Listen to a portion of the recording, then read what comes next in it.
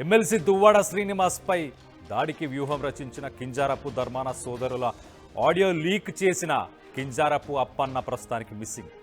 29వ తారీఖు నుంచి ఇప్పటిదాకా కనిపించకుండా పోయాడు ఇటు అప్పన్న. ప్రస్తుతానికి ఆందోళనలో ఇటు అప్పన్న భార్య చంద్రకళ ఉన్నారు. ఇటు ఆర్టీవీని ఆశ్రయించి అప్పన్న భార్య చంద్రకళ ఎలాగైనా తనని వెతికి పెట్టాలి అంటూ ఇటు ఆశ్రయించినట్టు తెలుస్తుంది. ఒక్కసారి మనం చూస్తే శ్రీకాకుళం జిల్లాకి సంబంధించిన రాజకీయాలు ఒక్కసారిగా రంగు మార్చాయి. చాలా డ్రామాటిక్గా డార్క్గా మారినాయని చెప్పుకోవచ్చు. ఇటు డిసెంబర్ 31 ప్రస్తుతానికి ఈ కాంట్రవర్సీస్కి అన్నిటికీ ఇప్పుడు కేర్ ఆఫ్ కింజారపు అప్పన్న. ఎందుకంటారా, ఆయన ఒక ఆడియో కాల్ని లీక్ చేశారు. ఇటు దువ్వాడ మాధురికి కూడా కాల్ చేసి ఏం జరగబోతుంది, ఇటు దువ్వాడ శ్రీనివాస్ని అటాక్ చేయబోతున్నారంటూ కూడా ఆ కాల్లో డీటెయిల్స్ అన్నీ కూడా చెప్పారు. సో మొత్తం మీద దే విల్ ఫినిష్ హిమ్, ఖచ్చితంగా ఆయనని చంపేయబోతున్నారు అంటూ ఇటు కింజారపు అప్పన్న దివ్యల మాధురికి ఫోన్ చేసి మాట్లాడారు. ఒక వార్నింగ్ కూడా ఇచ్చారు. ఖచ్చితంగా ఒక హై లెవెల్లో టార్గెట్ చేశారు, హై లెవెల్లోనే ఇదంతా జరుగుతుంది అని చెప్పేసి. ఇలాంటి ఒక క్రిటికల్ ఇన్ఫర్మేషన్, ఇలాంటి ఒక కీలకమైన ఇన్ఫర్మేషన్ ఇటు అప్పన్న గురించి మనం ఒక్కసారి చూస్తే కనుక, అప్పన్న గతంలో ఆయన ఇటు సర్పంచ్గా కూడా నిమ్మాడ నుంచి కంటెస్ట్ చేశారు. వైసీపీ నుంచే ఇటు దువ్వాడ శ్రీనివాస్ సపోర్ట్తోనే ఆయన కంటెస్ట్ చేసినట్టు కూడా తెలుస్తుంది. కానీ ఇటు కింజారపు ఫ్యామిలీకి కూడా ఆయన బంధువు, రిలేటివ్ కింజారపు అచ్చెన్నాయుడు, కింజారపు రామ్మోహన్ నాయుడు. అలాగే ఎట్ ద సేమ్ టైం ఇటు వైసీపీకి సంబంధించిన నాయకులే ఎవరు, ధర్మాన బ్రదర్స్, ధర్మాన కృష్ణప్రసాద్. ఈ బ్రదర్స్ ఇటు టీడీపీ నుంచి అచ్చెన్నాయుడు, రామ్మోహన్ నాయుడు. సో మొత్తం మీద రెండు పార్టీలకు సంబంధించిన నాయకులు వీళ్ళందరూ కలిసి ఒక పెద్ద కుట్రని ఏమైనా పన్నారా? దీనన్నిటికీ కారణం అదేనా?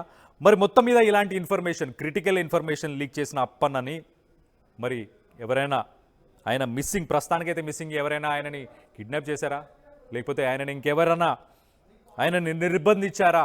ప్రస్తుతానికైతే దానికి సంబంధించిన ఇన్ఫర్మేషన్ ప్రస్తుతానికి లేదు. కానీ తన భార్య చంద్రకళ మాత్రం చాలా ఆందోళన చెందుతుంది. ఇటు ఆర్టీవీని ఆశ్రయించి అప్పన్న పరిస్థితి తెలుసుకోవాలి, ఖచ్చితంగా మీరు హెల్ప్ చేయండి అంటూ ఆర్టీవీని ఆశ్రయించారు. ఒక్కసారి అప్పన్న ఏం మాట్లాడారో ఒక్కసారి ఇటు దివ్యల మాధురితోని దానికి సంబంధించిన ఆడియో కాల్ ఒక్కసారి వినే ప్రయత్నం చేద్దాం. అమ్మా నమస్కారం. అప్పన్న నమస్తే, ఎక్కడున్నావు?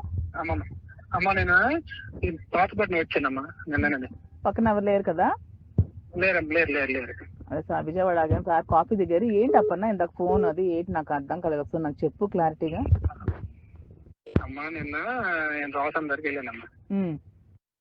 దోసం దగ్గరికి వెళ్తే ఏట్రా మీ వాడు రెచ్చిపోతున్నాడు, మరి ఇలాగ ఉండదురా, మరి ఇక్కడ నర్సనపేట దాటి వెళ్ళలేడు, ఆయన పైలు వెళ్ళిపోవాలి కానీ మేము అందరం కొడేస్తాంరా అనేసి అన్నాడు.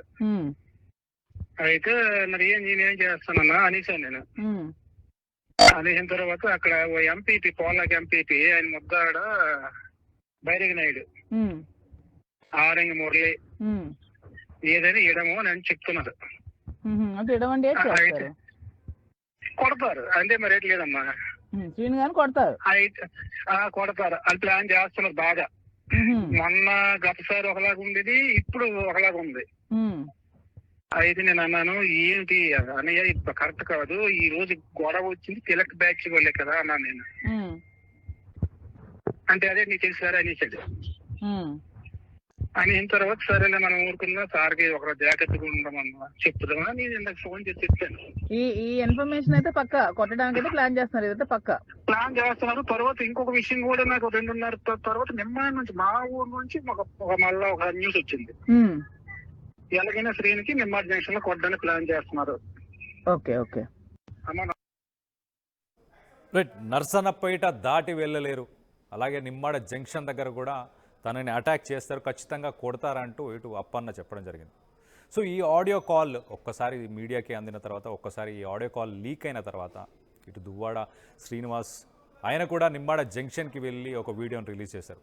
అక్కడ ఉన్నాను, నేను ఇక్కడే ఉంటాను, ఎవరైనా చంపాలనుకుంటే రండి అంటూ సవాలు చేస్తూ ఒక 2 గంటలు అక్కడే ఉండి వీడియోని కూడా రిలీజ్ చేశాడు. మొత్తానికైతే ఈ క్రిటికల్ ఇన్ఫర్మేషన్ని రిలీజ్ చేసిన అప్పన్న ప్రస్తుతానికి ఆయన మిస్సింగ్ ఉన్నాడు. మరి అప్పన్నని ఇటు ధర్మాన బ్రదర్స్ ఎవరన్నా మరి ఆయనని నిర్బంధించారా, లేకపోతే ఇటు దువ్వాడ ఫ్యామిలీ నుంచి ఏమన్నా సెక్యూరిటీ అష్యూర్ చేసి తనని ఎక్కడన్నా అండర్ గ్రౌండ్కి తీసుకెళ్లారా?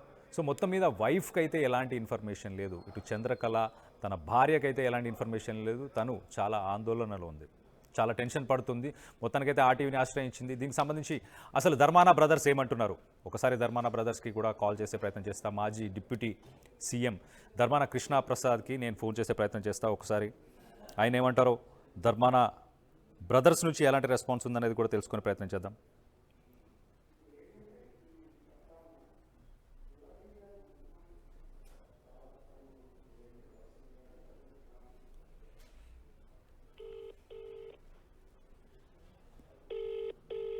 రైట్, మొత్తం మీద ఇటు నర్సన్నపేట దాటి వెళ్ళలేడు అంటూ ఇటు అప్పన్న చెప్పుకొచ్చారు. దాంతోపాటు ఇటు మనం చూస్తే నిమ్మాడ జంక్షన్లో కూడా తనకి టార్గెట్ చేశారు.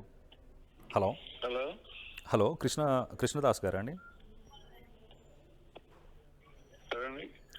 కృష్ణదాస్ గారా అండి? నేను ఆర్టీవీ నుంచి యాంకర్ కళ్యాణ్ రాజు అండి. ఆర్టీవీ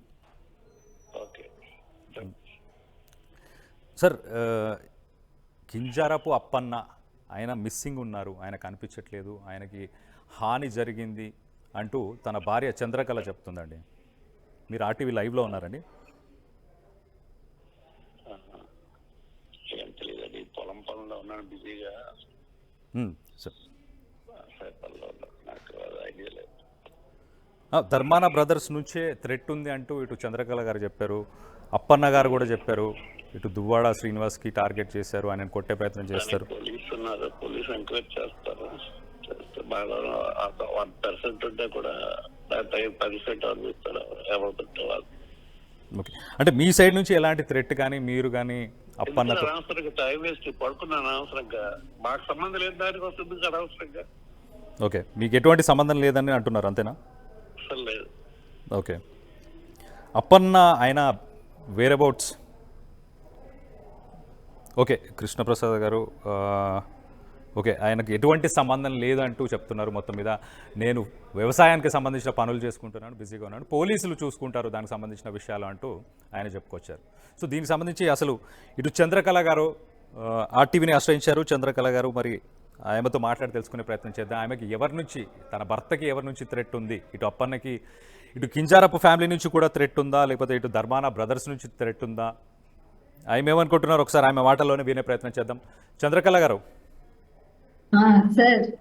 మేడం, ఇప్పుడే ఇటు డిప్యూటీ సీఎం కృష్ణదాస్ గారిని మాట్లాడాము. ఆయనైతే నేను వ్యవసాయం పనుల్లో బిజీగా ఉన్నాను, ఆ వ్యవహారానికి సంబంధించి ఏదైనా ఉంటే పోలీసులు చూసుకుంటారు అంటూ ఆయన చెప్తున్నాడు. నాకు ఎటువంటి సంబంధం లేదు అని కూడా ఆయన చెప్తున్నారు. దీని మీద మీ అభిప్రాయం ఏంటి? సార్, పోలీసులు అయితే 29 ఏమొచ్చి ఏం చేశారంటే 29 మార్నింగ్ 8 to 9 అంటే మార్నింగ్ 8 to 9 మధ్యలో ఎవరో 2 పర్సన్స్ వచ్చారండి. ఓకే, కొస్మాల అంటే మా కన్నవారి ఇంటి దగ్గరికి. ఓకే, ఆ 2 పర్సన్స్ వచ్చారు. వెంటనే అతన్ని అన్నారు, సార్ మీరు ఒకసారి రండి, మీతో చిన్న పని ఉంది. ఓకే, అంటే వాళ్ళు చిన్న పని ఉంది చంద్రకళ గారు అంటే ఆ 2 పర్సన్సే అడిగారు, సార్ మీతో చిన్న పని ఉంది రండి అనేసి తీసుకొని వెళ్ళారు. సార్ మీరు పదండి, నేను బైక్ తీసుకొని వస్తానంటే ఆ ఛాన్స్ కూడా ఇవ్వలేదు. ఓకే, ఆ ఛాన్స్ కూడా ఇవ్వలేదు. నువ్వు బైక్ ఎక్కువ, వెంటనే మేము తీసుకెళ్తాం, మనం తెచ్చేస్తామన్నారు. ఎంతవరకు తేలేదు. ఓకే, అయితే ఈ 29 తారీఖున మీ ఇంటికి వచ్చిన ఆ 2 వ్యక్తులు పోలీసు యూనిఫామ్లో ఏమైనా ఉన్నారా? సార్ నేనైతే లేను. వైజాగ్ నుండి 4:30 ప్రాంతంలో నేను కొస్మాల రీచ్ అయ్యాను. ఓకే, కొస్మాల వచ్చిన తర్వాత అక్కడ ఎంక్వైరీ చేయడం జరిగింది. ఓకే, నేనే ఎంక్వైరీ చేశాను. ఎవరు వచ్చారు, బైక్ ఉంది, హెల్మెట్ ఉంది, వ్యక్తి లేరు. ఎవరు వచ్చారు అంటే అక్కడ ఒక పర్సన్ చెప్పారు, ఎవరో 2 వచ్చారు, సివిల్లో వచ్చారు, కానిస్టేబుల్ లాగా ఉన్నారు. ఓకే, ఆ కానిస్టేబుల్స్ ఎవరు పేరు తెలుసా అంటే ఒకరి పేరు తెలిసింది. ఓకే, ఏంటి అతని పేరు చందు. నందు Chandu Chandu okay, okay, Chandu constable వచ్చి మీ వారికి తీసుకొని వెళ్ళారు ఓకే అనేసి చెప్పడం జరిగింది. ఓకే. మీరు మళ్ళీ 29 తర్వాత మీరు పోలీస్ స్టేషన్కి కానీ ఈ చందు కానిస్టేబుల్ కానీ అక్కడ పోలీసులను ఏమైనా ఆశ్రయించారా, వాళ్ళని ఏమైనా కలిసారా? 29 మళ్ళీ నేను ఇవన్నీ గ్యాదర్ చేసి 6:30 ప్రాంతంలో నేను మిలియపుట్టి ఎస్ఐ పోలీస్ స్టేషన్ కి వెళ్ళాను. ఓకే.